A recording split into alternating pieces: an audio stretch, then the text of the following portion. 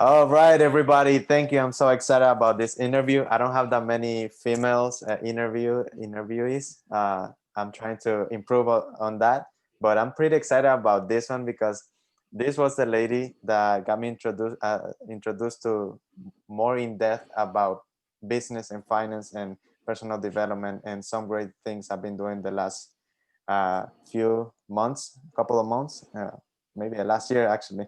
Uh, A year, so I maybe. want I want to introduce to you guys Fabiana Ferrer. She is Alex Barrientos' wife, and we had him on here. So if you guys want to go back and watch that video, it was wonderful. He shared some nuggets for everyone at any age, any point in their life. So how I got to meet you, Fabi, I talked about this with Alex, was at this Mhm, networking event at this networking place, Venture Cafe. I was talking how I mhm. wanted to improve and on finances and teach other people about it, but I didn't have the tools and resources and mentorship, everything that you complemented at that point. You reached out and said, "Go to my office," and that's where everything started. So Yeah. that's my introduction about Fabi. I want to give you the mic and share a little bit of your story, and then we can go from there. Yeah, it was actually I remember that day, and actually a little fun backstory. I didn't want to go to that event. So naturally I have to get out of my comfort zone a lot to go into a networking event. I had actually gone to 3 or 4 that week, and Alex just kept pushing me, you have to go to networking events. And I personally, like, it's really outside of my comfort zone.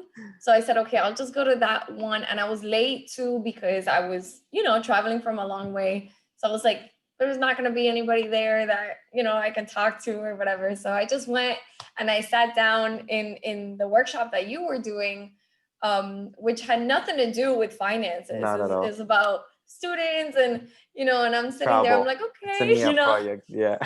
yeah, how do I help these students, because you guys were all in college. And then, you said the magic word, you're like, I think we need to learn about money. And, I don't have the tools yet, and I'm very passionate about that. And I was like, wow, like, this is why I'm here. And I remember thinking that, and I remember when I heard you say that, I was like, I gotta talk to him, I gotta meet him. And it was just great ever since. I was like, go to my office, and we clicked it off ever since. So I'm very happy that I went that day. So am I. Thank you. Um, so, well, I mean, you brought out something very important about getting out of your comfort zone. Comfort zone. That's one reason of why I'm doing these interviews and sharing more stories. I heard in a Mhm. quote, "Every person is a story yet to be told." So, Mhm. if you can share more about your background, where you're from, maybe your family, and then we can go from there and what has led you to the point you're at in your life right now. Yeah, of course. So I was born and raised in Argentina. So I was born there. My dad is a painter. So he paints houses, and my mom always stayed at home. So she's the one who raised me. And I always saw our family struggle financially, because when you're in Argentina and when you don't finish high school, like my dad didn't, you don't have many places to go. I think, I mean, I would agree that in most places, but especially in Argentina, you either make it or, there's not really a lot of opportunities in the middle. Mm-hmm. So my dad was one of those hardworking men.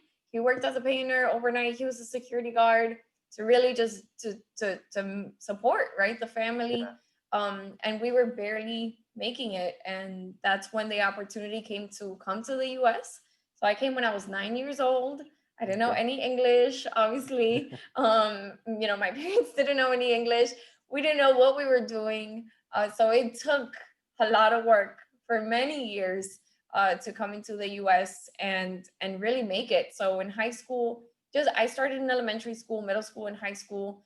It was a little bit, I was always behind a little bit because my language, right? The language barrier and the standards that they have here on the testing and all that. So that that always was a little bit of a struggle for me, but my parents always told me, you're gonna go to college, right? That's what they told me I had to do. I mean, there was no choice. It was like, okay, where are you gonna go? And at the time I was actually undocumented, so there's Okay. not many opportunities when you're undocumented. to go Definitely. somewhere, right? So I wanted to go out of state, right? I had good grades, but the only shot that I had was really to stay local. So I went to FIU, and they had, the only reason why I went there is because they had a $2,000 scholarship that I won at. Little did I know I was gonna have to pay a lot more, right? But they had a $2,000 scholarship. I didn't have any money, so I said, let me go there, and I made it through college, like writing stories and getting scholarships, even, without any financial aid or anything. So that's what led me to study, finish. That was my college career. And then obviously I ended up somewhere completely different. Yeah, share with us a little bit about that. What did you start uh, in your major, and what And changed? where did What I made it? finish? Yeah. So I started, so in high school, I was in an academy of tourism. So I naturally went to study tourism in college, but I also really liked the people part of it. So I got a second major in psychology. So I graduated with 2 degrees, and then I went right after to my master's program. So because I was working in the college, that was the only, because I didn't have a car, the only place I could work was in the college, because I would just go to class from school to my job. And that's what really led me for people to say, well, why don't you study, colleges, and why don't you go here? So I got FIU to pay for my master's program. So I studied really education Okay. in my master's program. And that's how I started, right? So I'm really passionate about helping other students get an education, or just get ahead, right? Or what I think is ahead. So because I know that the opportunities were there for me, so I always wanted to encourage other students to do it. So I started my career as a manager, um, as a trainer in a nonprofit, and then I went up to work in Miami-Dade College as a manager. And then Alex, right? If anybody hears his interview, he was at the same time working his own thing, right? He was planning to own an agency of money, nothing to do with what I wanted to do. I was like, you're crazy. We have our master's degrees, we can work 9 to 5. We can, have the perfect life that people want, right? Like the house and the kids. And he was like, nope, I'm gonna be an entrepreneur. So I read that. You see what I mean? But now it goes back to going to networking events that was completely outside of my comfort zone. But I little by see it. I can little, I tell. started, yeah, I started, just like Alex was like, well, you should try it. And little by little, I got my license in finance, and I would just little by little do it. I'm still very uncomfortable, to be honest with you, but it brought us more money, which led us to more time for us, which led us for me to focus on things that I really like and I can focus on. So that's what led me here. Perfect. I think your story is the one that I wanted to emphasize on these talks, because it's normal, it's real. It's kind of my story too. I came when I was 12. My sister was 9. We struggled with the language. We struggled in school. We struggled defining what we want for the future. But Yeah. it's a lot of it has to do with who we surround ourselves. So having you here is very important for me, because you're giving the example.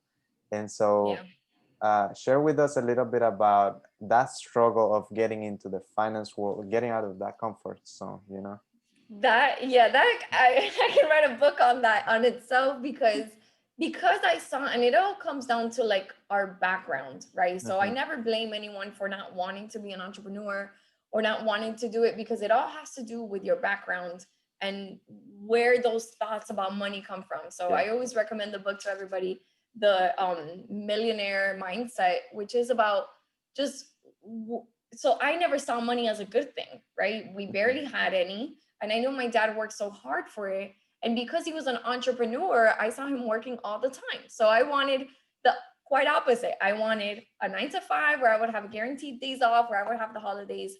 So when Alex really came up to me and he was like, we're going to do this and we're going to have our own agency. And I was like, I don't want that, right? I don't want to be on it 24/7. So it was really no, and number two, I was really scared of what people thought about me.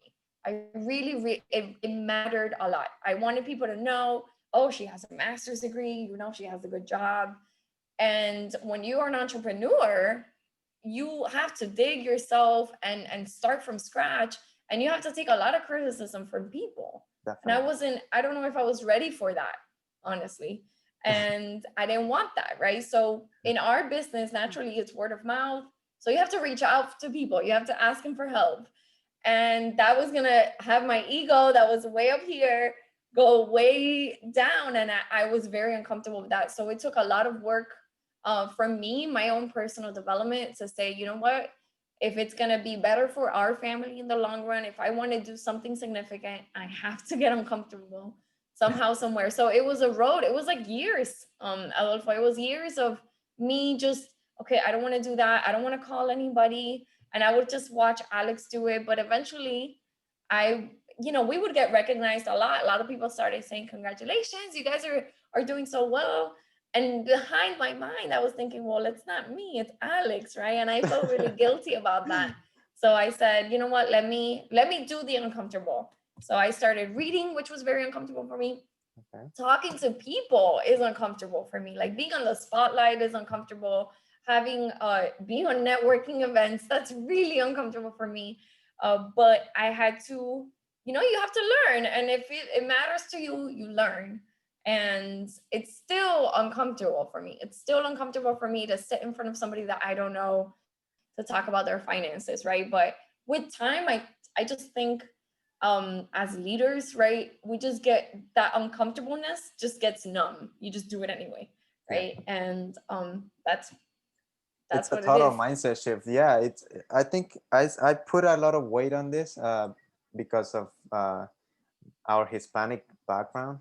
I Mm-hmm. think it has a lot to do with that. We emphasize others' opinions, and Yes. I have to suck it up. Even with my family here, they want me to keep on going to school, and that's totally fine. But it's not my end goal. And at the end of the Yeah. day, I had a good advice from someone, another relative.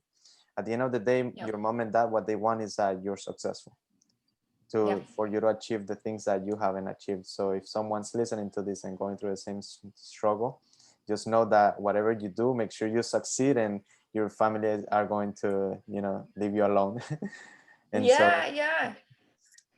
And I think, and like what you say is so right, Adolfo, because at the end of the day, the people around us, the people who love us, want the best for us. They have their vision of what the best for us is, right? And I can say, like Adolfo, when we started, I was the person criticizing Alex all the time, right? I was like, what are you doing for months, right? So I know what that's like to not get support, to be the person not giving support, right? it's And it hard. was only because, yeah, I didn't want him to fail, right? I didn't want him to fail.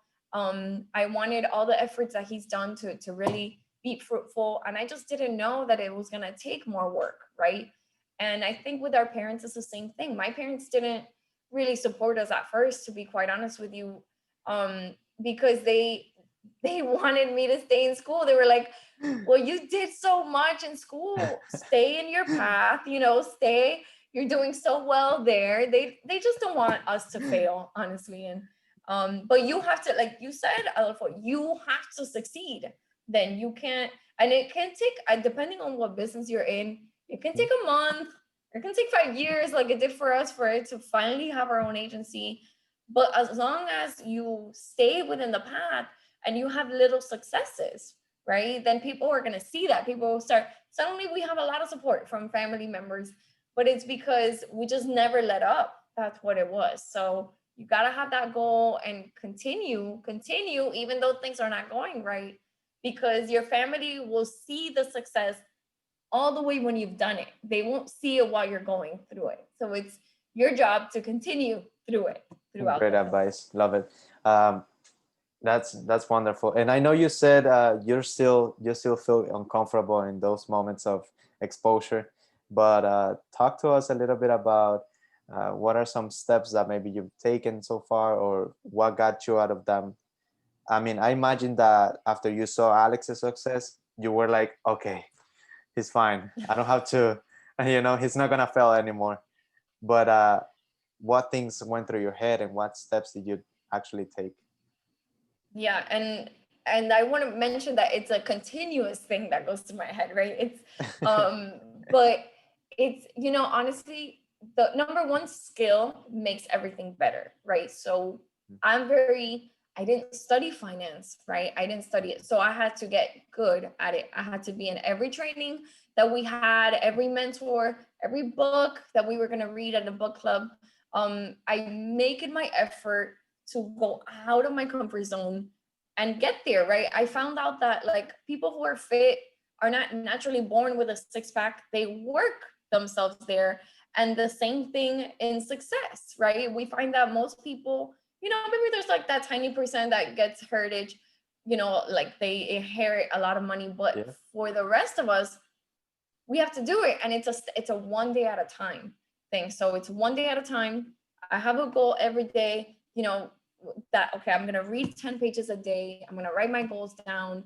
And that's what makes it better, right? If I can do something today, then great. It's still uncomfortable to me. It's still uncomfortable to talk to. Mostly it's the being extroverted, because I don't Mm-hmm. think I'm naturally extroverted.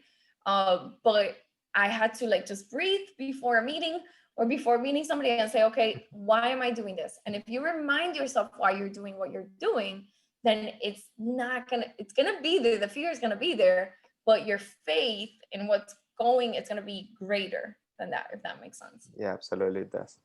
Wonderful. So you practice goal setting and reading personal development books. Uh, Yes. do you want to elaborate on that? How it's Yeah. helped you and how Yeah. much you So retain, perhaps? yeah, for sure. So I'm a person that personal development books were like, well, I was gonna throw up in my mouth, right? Like when people would say, you have to read things, I don't know, all The these law of books, right? That attraction, we man. talked, yeah, Think and Grow Rich and How to Influence Friends and Family, whatever, I don't know, right? Yeah. All those books, I was like, oh my God, I honestly was like, those people are so stupid. Like this is literally in my head. I was thinking that because I was like, just, I think it's so silly. But then I started reading it, and what I did is, because I wasn't a reader of personal development books, I started Mhm. reading biographies that helped me a lot. So I started reading stories because I was used to reading stories, and I like stories. So I started reading the Grinding It Out, the McDonald's founder, right? Uh-huh. His story really fascinated me, and I was like, wow, he's such a leader. And then I saw that Alex had bought all these books for me, but I never read them. So I was like, maybe I should read them one at a time. And what I started doing is I started reading a little book at a time. So if I could make that happen, I could finish a book, then I could go to a little bit bigger, right? And so that was for me a big milestone, right? Reading self-development books. And I read every morning. I try to wake up maybe 20 minutes before the normal standard of my routine and just read 10 pages a day. So that's a big tip that I would say to anybody out there. And reading books that are gonna make you uncomfortable, right? Not Mhm. reading Harry Potter, right? I mean, though I love novels, but I'm talking about reading self-development books specifically to your field or that have to do with mental toughness. Yeah, absolutely. Biographies help a lot. I gotta tell you, I've read some of the best ones, and I have a couple here: Russell Brunson, Richard Branson, Grant Cardone, and uh, quite a few others. But that just gives you an idea of who you. I mean, those become mentors and friends, just like you're talking to Yeah. me right now, sharing your story. And so, what's your morning routine like? Do you prepare for something big? Is Alex maybe something that we can learn so that we can use it in our lives too? Yeah. So something that I've noticed, and I'm not perfect, Mm-hmm. but I've noticed that when I perfect my morning routine, when I can control my morning routine, I usually take control of the day, right? So whenever I'm rushing and I wake up and I'm like, oh my God, I have a meeting or something, then the whole day feels like that, right? And we react to the day versus being proactive in the day. Mm-hmm. So what I do in the morning is I wake up and I try to meditate for 10 minutes.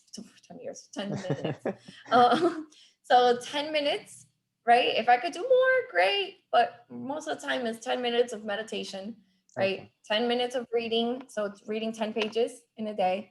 And then I try, right? There's no trying, right? You only do it or you don't do it. So I do 15 minutes of workout a day. Okay, Okay. so either I run around the block, okay, or I do a little video here and there. I used to do a lot more, but I prioritize other things. So I said, okay, if I can just get my heart pumping for 15 minutes, then great. So I make sure that I meditate, I read, and then I do a 15-minute some sort of physical activity. If it can be outside, then even better, so I can feel the sun, and that usually makes you feel better. So that's what I do. I always make the bed. With Alex, we don't leave the house without making the bed, because if you can make that, then you've accomplished that, right? Like you've Yeah. turned your page and you're ready for the day. When we leave the bed unmade, it's like almost like you never woke up. Yeah. And so I'm a stickler for that. But those little things is what helps me in the morning. I'm very big on making sure that my morning routine is as structured as possible when it comes to those things. Yeah, definitely. There's a book on neuroplasticity. I think it's called neuroplasticity.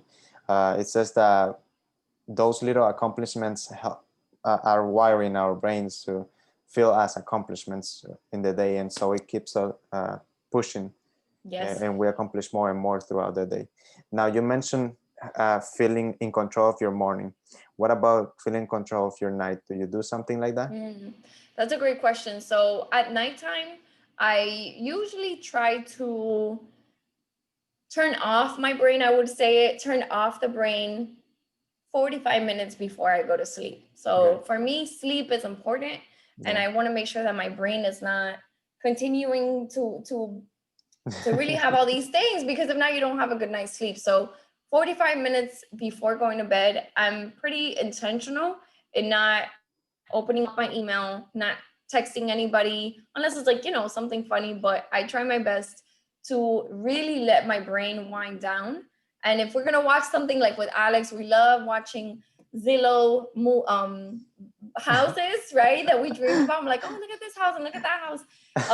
That makes me want to dream again. Yeah, it makes me want to dream something light. I always tell Alex, and he's guilty of the opposite, right? At night, he wants to, okay, what are we doing tomorrow? Which, hey, everybody, whatever works better for somebody. I always tell him 45 minutes before I go to sleep, I want to just, my brain, I want it to be peaceful. I try to obviously not be upset before going to bed, but that helps, right? Like what we do at night helps. So I intentionally wind down. I turn off the lights, like, oh, you wind them down, because your brain also needs a break. And I Definitely. think if your brain is alert and if you have a good night's sleep, then the next day you're going to be better. But if you're dragging through the day, then it's not going to work. Absolutely. Fabi, thank you. I mean, it's wonderful. I know I took this conversation more focused on you and less on your business, but uh, to close it up, maybe if you want to share a little bit about your business side of things, how you're planning to, take it to the next level, get yourself out of that uncomfortable Yeah. feeling, and so on.